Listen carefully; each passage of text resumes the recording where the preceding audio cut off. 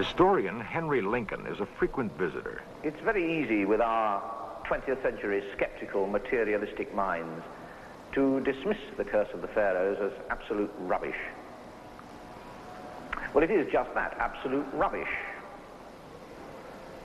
Death to anyone who enters this tomb is a pretty fierce curse to somebody with a superstitious mind, but it's just a threat, and a pretty ineffectual one at that. And we all know that the curse of the pharaohs was concocted by the popular press because Lord Carnarvon had sold the rights to the discovery of Tutankhamun's tomb to the Times, and the other papers wanted something sensational to write about. But the Egyptians, a curse wasn't rubbish. Tutankhamun figured largely in the thinking about the curse, and it was Tutankhamun's father-in-law who, in fact, was cursed to wander in all eternity by the priests of Ammon. The ram's head god, Amun-Ra, was dominant in Egypt before the reign of Akhenaten. Akhenaten introduced the practice of sun worship, symbolized by a new god, Aten. The priests of Amun were stripped of their power. Under this new religion, only the pharaoh could commune directly with Aten. The temples of Amun were defaced, but the priests bided their time.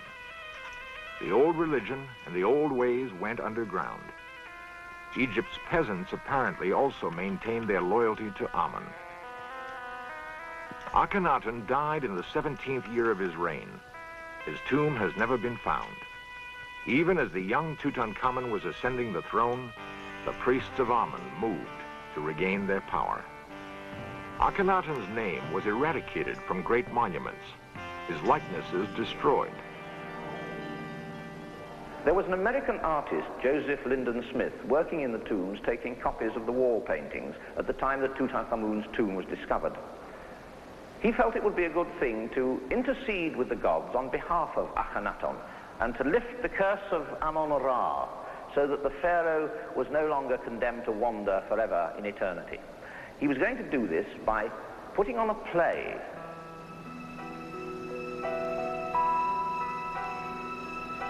The ruler is born like the atom and will endure for eternity if only we speak his name. We call out the name Akhenaten. Akhenaten, Akhenaten, Akhenaten, Akhenaten, Akhenaten, Akhenaten, Akhenaten. We call out the name Akhenaten. At the final dress rehearsal, something unheard of happened. At the moment when Akhenaten's own prayer was being spoken, a colossal hailstorm began. To the Egyptian helpers who were there for the play, it was as if the gods were throwing stones at them. The rehearsal had to be abandoned. The two women who were playing Akhenaten and his mother, both that night had the same dream. Each dreamt that she was standing in a temple dedicated to Amun-Ra, and the statue of the god came to life and struck them. But for each woman there was one small difference in the dream. One of the women was struck across the stomach, and the other across the face. Within 48 hours, the one who had been struck across the body was having a serious abdominal operation, and the one who had been struck across the face had the most virulent case of trachoma ever seen in a European. She almost lost her sight. Everybody associated with that little play, within that period of 48 hours, had been struck down by some minor illness or other. Was that the curse of the priests of Ammon, still working after all those thousands of years? And if it wasn't the curse, what was it? A new chapter to the mystery of the mummy's curse opened in 1976 at the Paris airport. The occasion was an eerie state visit. The mummy of King Ramses was arriving with pomp and circumstance due a chief of state. Something terrible was happening to the mummy. and Egypt wanted France to help. The mummy was taken to the Museum of Man in Paris. In a sealed laboratory, Egyptologists gathered. The Ramesses mummy was among the most perfectly preserved of all those found in the Valley of the Kings. Now it was beginning to deteriorate rapidly. The Egyptians wanted to know if Ramesses could be saved. Tutankhamun's mummy had been ravished by the time of its discovery. Some theorize the priests of Amun deliberately thwarted the embalming procedure.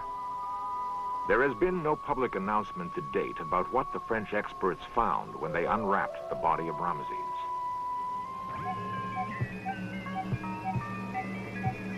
The speculation has been that a dangerous bacteria, perhaps dormant for thousands of years, is now alive and at work on the mummy. Egypt's priests knew something of biology. Perhaps they knew more than modern men imagine. In the tomb of Tutankhamun were many wonderful vessels of gold and alabaster. They were apparently designed to hold precious liquids and rare unguents. If they contained something else, something lethal, the secret died with the last priest of Amun-Ra.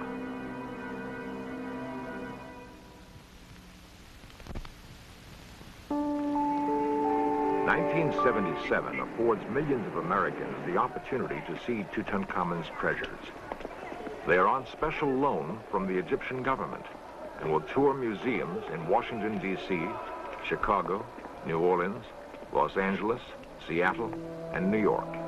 55 works of art from what many consider the greatest archaeological find in history. Time has eroded much of the mystery and awe which gripped discoverers Carter and Carnarvon. The curse is probably rubbish after all. Perhaps the priests of Amun-Ra tasted enough vengeance with the deaths of Lord Carnarvon and some of his close associates. After all, Howard Carter lived out a long and happy life, and he was the first to break the seals on Tutankhamun's tomb. If the priests of Amun sought to obliterate the memory of Akhenaten and his heir Tutankhamun, they failed. Their names have been rediscovered and spoken again and again. To a pharaoh, that was assurance of immortality. Life, symbolized by the Ankh. Earrings, probably worn by Tutankhamun as a young boy. The wooden figures are likenesses of favorite slaves, servants for the pharaoh in the afterlife.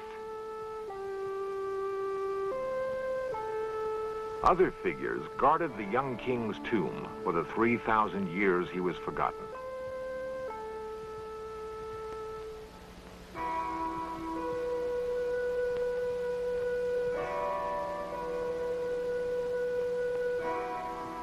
If we believe the curse, we must believe something else.